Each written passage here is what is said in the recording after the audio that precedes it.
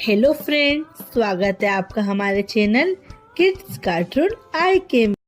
एक गांव में टुनटुनी चिड़िया और उसके साथ उसके परिवार वाले रहते थे। उसमें ही एक कालू कौवा भी था। कालू कौवा बहुत ही ज़्यादा बिगड़ा हुआ और निकम्मा कौवा था। कालू कौवा हमेशा ही दूसरों को परेशान करता था और अपने माँ बाप की कभी भी इज्जत नहीं करता था। एक दिन उसके माता पिता मर जाते हैं और उसकी पत्नी भी थोड़े दिनों बाद मर जाती है। उसके 2 बेटे रहते हैं, वो भी उसके जैसे ही रहते हैं बिल्कुल। अरे टुनटुनी बहन, तुम्हें पता है मैंने कई दिनों से खाना नहीं खाया है, पर मेरे बच्चों को मेरी बिल्कुल भी फिक्र नहीं है कि मेरे पिताजी भूखे हैं भूखे। अच्छा भाई, ऐसी बात है। तुम जाकर अपने बेटों से बोलो। बेटा, मैं 2 दिन से भूखा हूँ, मैंने कुछ नहीं खाया है। तुम मेरे लिए कुछ खाने के लिए ले आओ। पिताजी, मैं तो बहुत थक गया हूँ, मैं तो नहीं जा पाऊंगा। पिताजी, जब छोटा नहीं जाएगा तो मैं अकेले कैसे जाऊंगा? मुझे भी माफ कर दीजिए, मैं भी नहीं जा सकता। कालू निराश होकर वापस से टुनटुनी के पास जाता है। टुनटुनी, मेरे बच्चे बहुत ही बेकार हैं। उन्होंने मुझे खाना लाके देने से मना कर दिया है। अब बताओ मैं क्या करूं? भाई, एक बात बताऊं, तुम भी अपने जवानी में ऐसे ही थे। अपने माँ बाप की बिल्कुल इज्जत नहीं करते थे और ना ही उनका कहना सुनते थे। हाँ बहन, क्या करूं? लो, बीता हुआ वक्त वापस तो नहीं आ सकता, पर मेरे कर्म मेरे आगे आ रहे हैं। जैसा मैं था वैसे ही मेरे बच्चे हैं। अब मैं क्या करूं? अरे, हम तुम्हें एक उपाय देते हैं। जाओ, जाकर अपने बच्चों को बोलो कि मैंने तुम्हारे लिए कुछ खजाना गाड़ कर रखा है और वो खजाना मैं तुम्हें अपने मरने से पहले ही बताऊंगा। तुरंत कालू कौवा जाकर अपने बच्चों को ये बात बताता है। अरे मेरे बेटो, इधर आओ। मैं तुम्हें एक बात बताना चाहता हूँ। मैंने तुम्हारे लिए बहुत सारा खजाना रख रखा है और वो मैं तुम्हें मरने से पहले ही बताऊंगा। दोनों भाई इतने लालची होते हैं कि लालच में अपने पिताजी की खूब सेवा करने लगते हैं।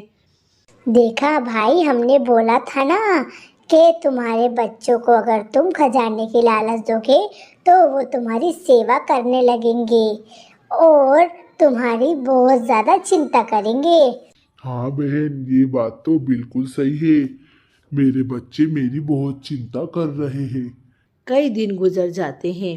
एक दिन दोनों भाई आपस में बात करते हैं। अरे छोटे, पिताजी तो खा खा कर और तंदुरुस्त और जवान हो गए हैं। हाँ भाई, ऐसे तो पिताजी मरेंगे नहीं और अपन को खजाने का पता नहीं चलेगा।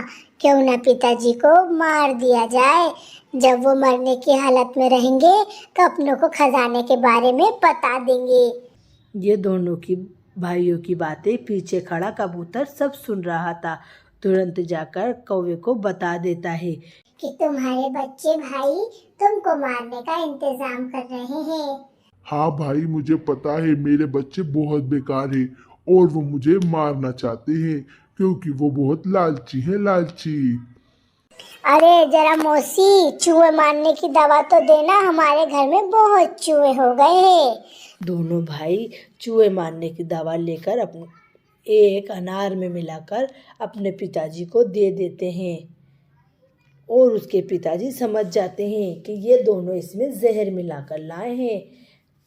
वाह बेटा वाह, तुमसे यही उम्मीद है मुझे। तुम दोनों मुझे मारने के लिए इस अनार में जहर मिला के लाए हो। मैंने तुमसे झूठ बोला था, मेरे पास कोई खजाना नहीं है। मैं तुम्हें छोड़कर जा रहा हूँ यहाँ से। अब अकेले ही रहना।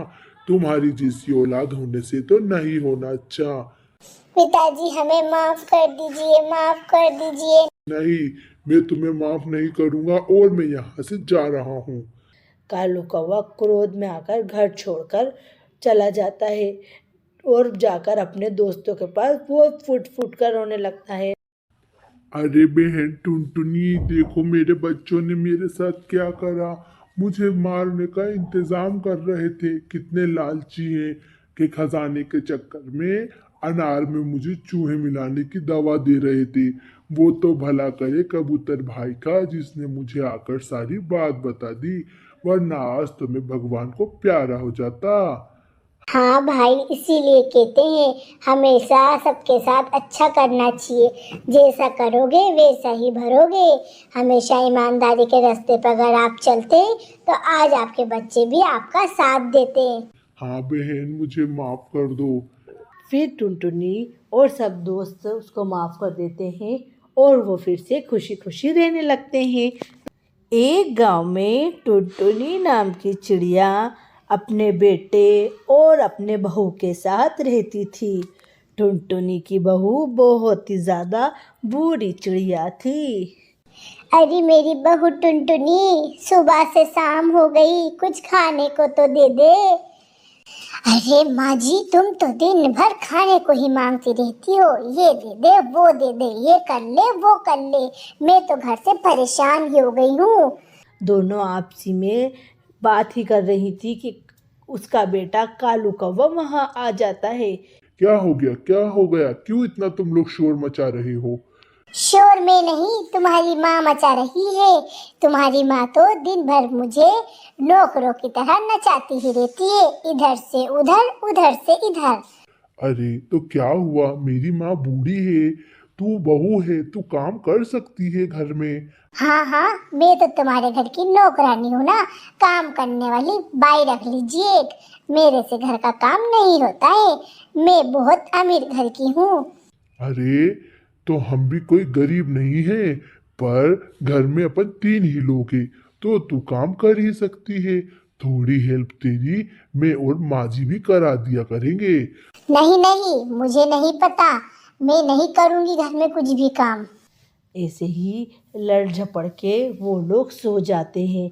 दूसरे दिन कालू कौवा सवेरे होते ही अपने ऑफिस चला जाता है। अरे बेटा, मुझे कुछ खाने को दे दे। नहीं नहीं, मैं नहीं कुछ भी खाने के लिए आपके बनाऊंगी। मैं तो अपनी सहेलियों के साथ जंगल की सैर पर जा रही हूँ। बेटा, कई दिन हो गए हैं मैं भी घर से बाहर नहीं निकली हूँ और ना ही नदी पर गई हूँ।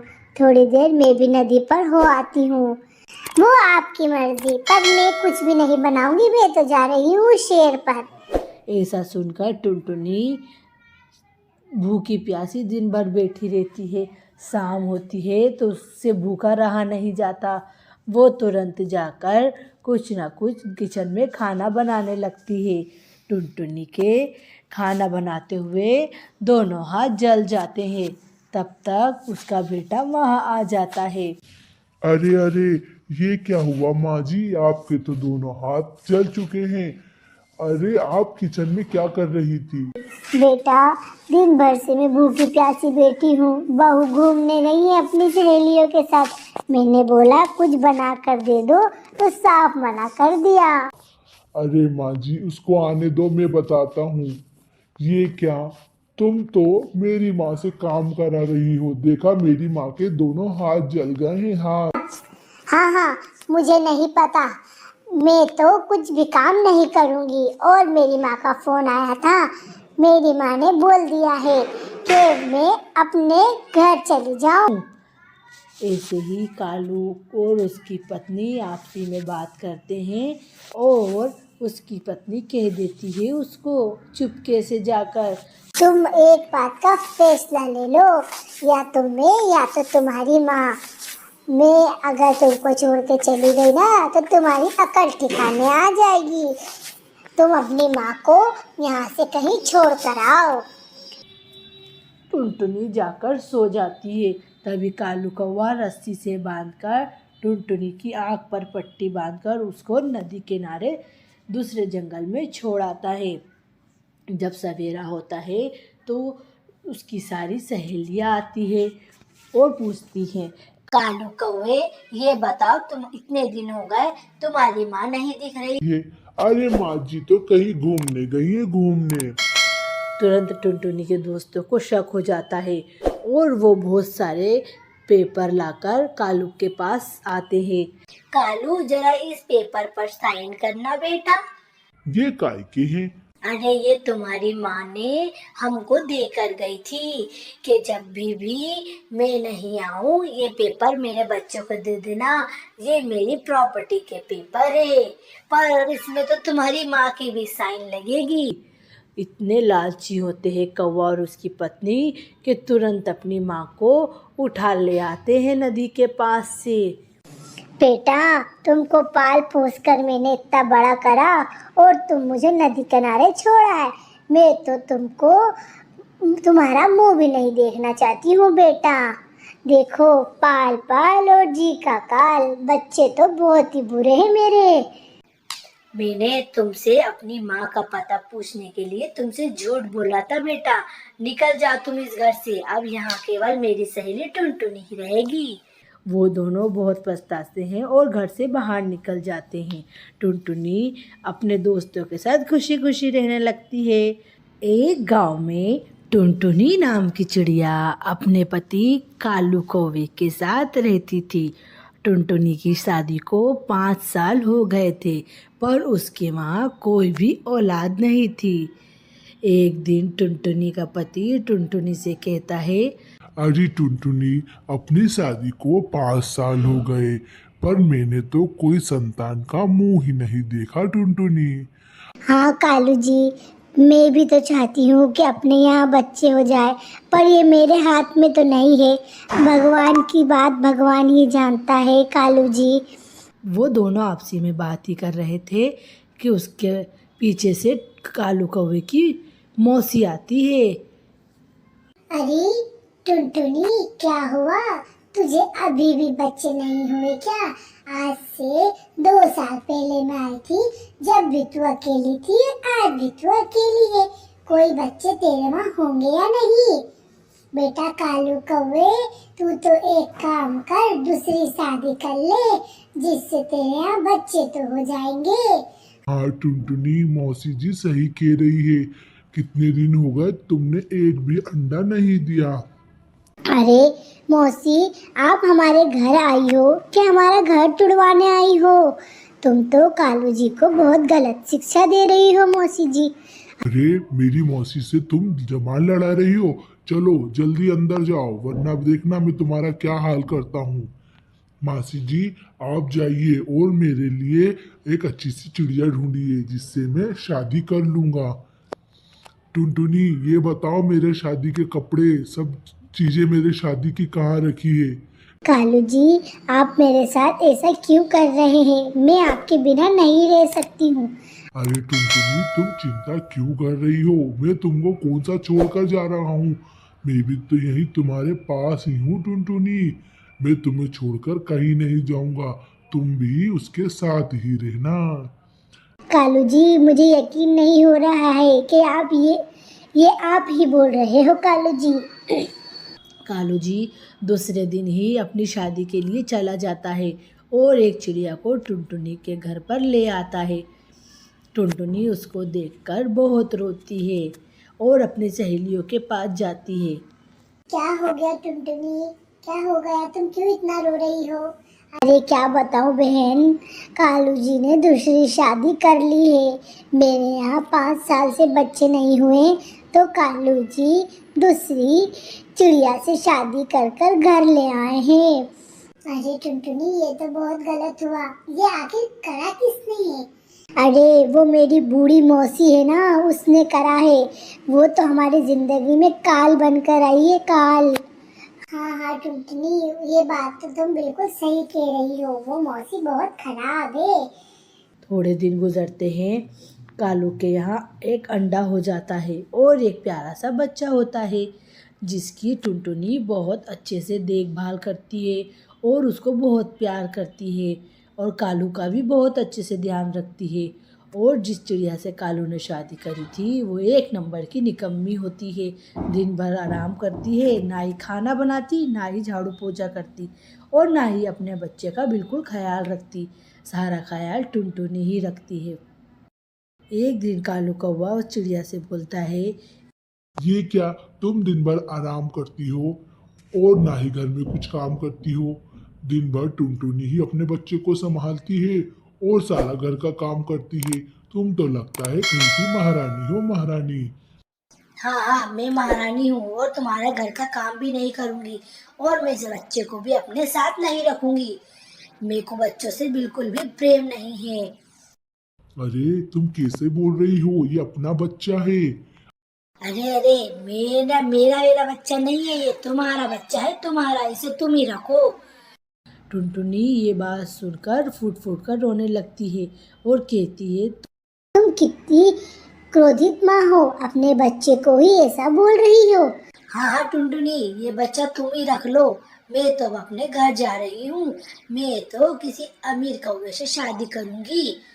ऐसा कहकर वो निकम्मी चिड़िया वहाँ से चली जाती है।